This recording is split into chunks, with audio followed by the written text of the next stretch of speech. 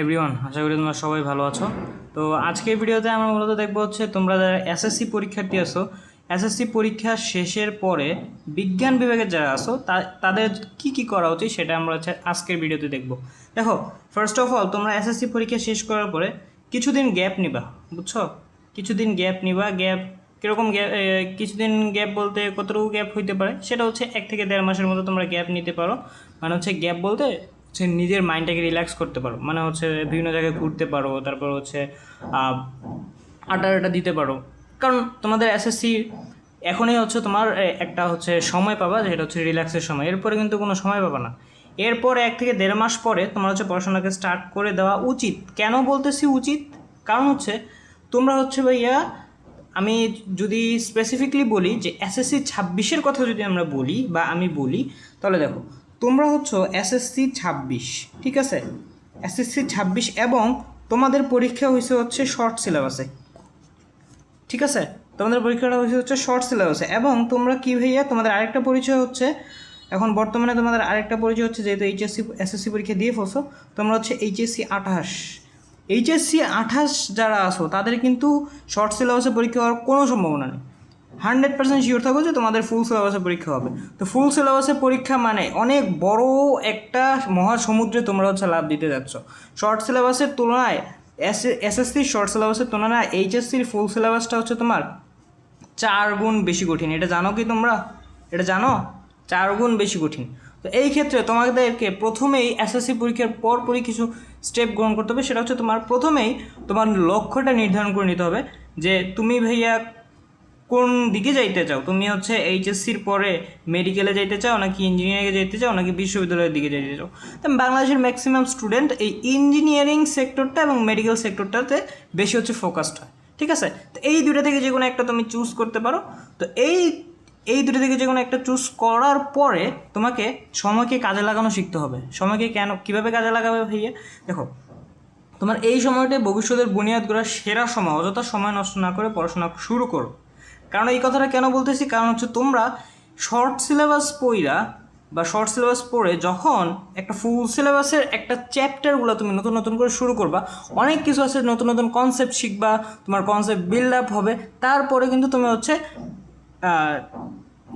এইচএসসির পড়াশোনা স্টার্ট করতে পারবে। এসএসসির পড়াশোনা কেমন ছিল ভাইয়া? তোমাকে আমি একটা জিনিস একটা অঙ্ক করাই দিলাম, ওই রিলেটেড বহুত অঙ্ক আসে, এরকম ছিল না।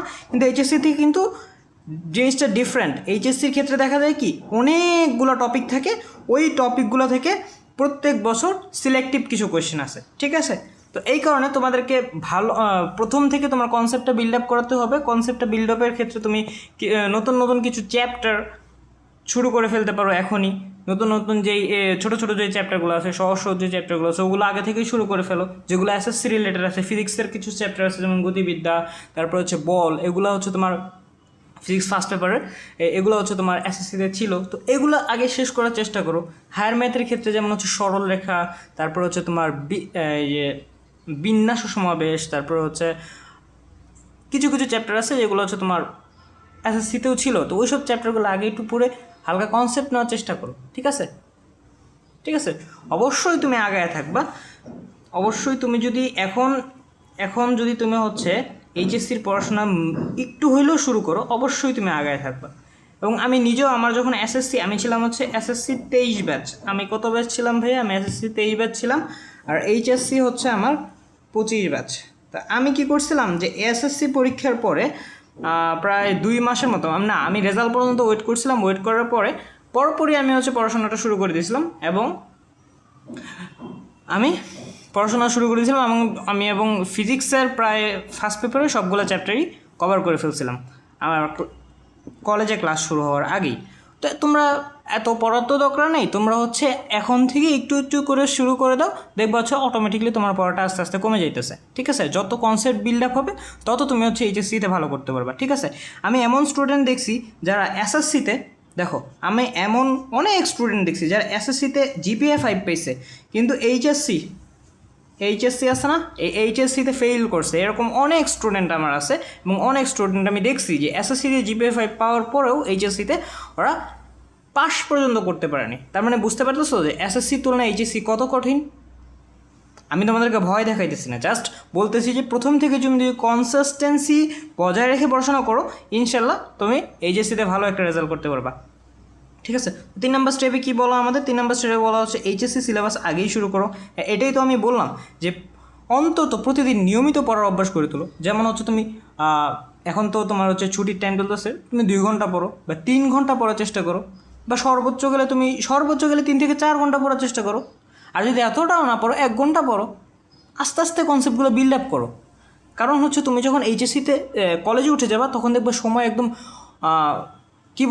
কী বলবো যে সময় একদম নদীর স্রোতের মতো চলে যাবে, তুমি বুঝতে পারবো না কোন দিক দিয়ে সময় যাবে। ঠিক আছে, এটা শুধু তোমাদের ক্ষেত্রে না, এটা হচ্ছে আমাদের ক্ষেত্রেও হয়েছে, আমার ক্ষেত্রেও হয়েছে। এই কারণে আমি তোমাদেরকে সতর্ক করে দিচ্ছি যে আগে থেকে একটু একটু করে তুমি যদি সিলেবাসটাকে কমপ্লিট করতে পারো, তাহলে হচ্ছে তুমি এইচএসসিতে ভালো একটা বেনিফিট পাবা। ঠিক আছে, আর সবসময় দেখো এসএসসিতে তোমরা ছিল বাচ্চা কাচ্চা, বুঝছো? এখন হচ্ছে এইচএসসিতে ওইটা একটু বুড়ো হয়ে গেছো। তো এখন তোমাদের একটু ম্যাচিউরিটি আনতে হবে। ম্যাচিউরিটি কী ভাইয়া? যে কোনো একটা পরীক্ষা দিলা, ওই পরীক্ষাতে তোমার যদি একটু রেজাল্ট খারাপ হয়, একদম মরে যাব বা হচ্ছে এইচএসসিতে ভালো হবে না, এরকম কোনো কিছু করার কোনো মাইন্ডসেটই রাখবা না। ঠিক আছে, তুমি কি জানো বা তোমরা কি জানো, আমি এইচএসসিতে জিপিএ 5 পাইছি। কী পাইছি ভাইয়া? জিপিএ 5 পাইছি। কিন্তু আমার কলেজে প্রি টেস্ট পরীক্ষায় আমি হচ্ছে ফিজিক্সে ফেল করছিলাম। ঠিক আছে, ফিজিক্সে ফেল করছিলাম। এরপর এমনভাবে ফিজিক্সে কামব্যাক দিছি যে ফিজিক্সে আমার অনেক ভালো একটা মার্কস আসছে এইচএসসিতে, বুঝছো? তো আমি যদি প্রি টেস্টে ফেল করার পরে ভাবতাম যে আমার হচ্ছে ফিজিক্সে এত খারাপ আসছে কেন, আমি এত পড়াশোনা করছি তাও ফিজিক্সে কেন খারাপ আসছে, আমি কি এইচএসসিতে ভালো করতে পারতাম? অবভিয়াসলি পারতাম না। পারতাম না। এই কারণে তোমাদেরকে মাইন্ডসেট রাখতে হবে যে ভাইয়া কোনো একটা কিছু হয়ে গেলেও আমাকে ওইটা থেকে কামব্যাক করে আসতে হবে। ঠিক আছে, নতুন করে আবার পড়াশোনা করার মাইন্ডসেটটা আমাকে তৈরি করতে হবে। যে ওরকম মাইন্ডসেট নিয়ে তুমি যদি আগাইতে পারো, ইতিবাচক মনোভাব তুমি যদি রাখতে পারো এবং এর সাথে সাথে পরিশ্রম করবা, এবং সফলতা ইনশাল্লাহ আসবেই যদি তুমি তোমার সৃষ্টিকর্তার উপরে ভরসা করে পড়াশোনাটা করো বা পরিশ্রমটা করো। সৃষ্টিকর্তার উপরে ভরসা করাটা যে কত ইম্পর্ট্যান্ট একটা জিনিস, সেটা তুমি যখন সৃষ্টিকর্তার উপরে ভরসা করে যে কোনো কাজ করবা, সেটা করার পরেই তুমি বুঝতে পারবা যে সৃষ্টিকর্তার উপরে ভরসা করে কোনো একটা কাজ করলে অবশ্যই সফলতা আসবে। আর অবশ্যই পরিশ্রম করতে হবে, পরিশ্রমের কোনো বিকল্প নাই। সবসময় মনে রাখবে সৃষ্টিকর্তা তাকেই ওই জিনিসটা দিবে সে যেটার যোগ্য। বুঝতে পারছো? তাকেই দিবে।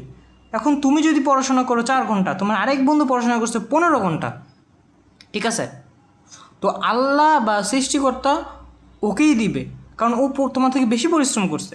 হ্যাঁ, এটা হইতেই পারে যে হচ্ছে তোমার হচ্ছে বেসিক ভালো, তো ওই ক্ষেত্রে তুমি 4 থেকে 5 ঘন্টা পড়ে ওর 15 ঘন্টার পড়াটা তুমি 4 থেকে 5 ঘন্টায় কভার করতে পারো। কিন্তু প্রথম দিক দিয়ে তোমার হচ্ছে বেসিকটাকে কমপ্লিট করতে হবে। তো এই কারণে যারা এসএসসি পরীক্ষার্থী আসো, পরীক্ষা শেষ করছো, তোমাদের রেজাল্ট দিবে কিছুদিন পরে বলতে হচ্ছে মিনিমাম আরও অনেক দিন আছে, ও দিবে। তো তোমরা সময়টাকে কাজে লাগাও। আর কারো যদি মনে হয় যে ভাইয়া পরীক্ষা রেজাল্ট দিক তারপরে আমি পড়াশোনা করব, হ্যাঁ ওইটাও করতে পারো, কিন্তু কনসিস্টেন্সি বজায় রেখে পড়াশোনা করো, তাহলে ইনশাল্লাহ ভালো করবা। ধন্যবাদ সবাইকে, দেখা হবে অন্য কোনো ভিডিওতে। আসসালামু আলাইকুম।